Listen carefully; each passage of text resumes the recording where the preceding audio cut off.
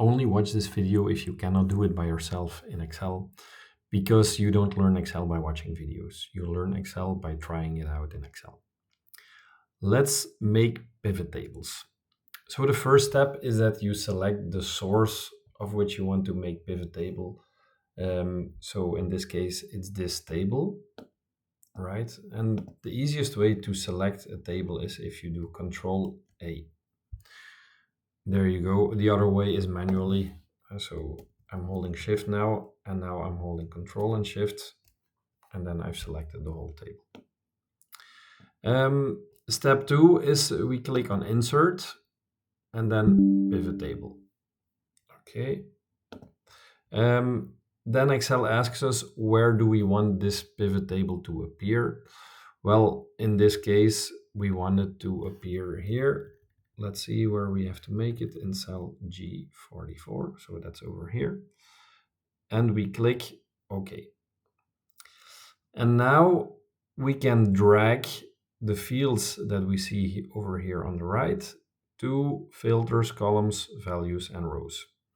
So let's have a look at the pivot table we see here in the example. We see that there's cities in the rows. So I take this one and I drag it to the rows.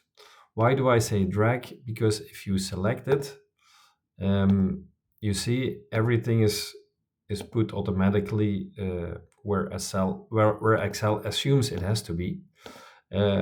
But you have way more control if you actually drag it where you want it to be. So cities is over here.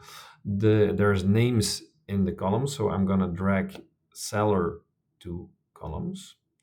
Then we see over here, we see numbers, which is sales, because we see here it's the sum of sales. So I'm gonna grab sales and I'm gonna drop it into the values field. And there is a filter. It's being filtered based on iPhone, so I guess that will be the product. And you see here, this just appeared. And to filter it, you click on the drop-down menu and you click what you want to filter on. If you want to filter on multiple things, you have to select this one, and then you can select more than one item. But in this case, we just want to see the iPhone, so only one item. We click OK. And then we check, and it's exactly the same as we see in the example.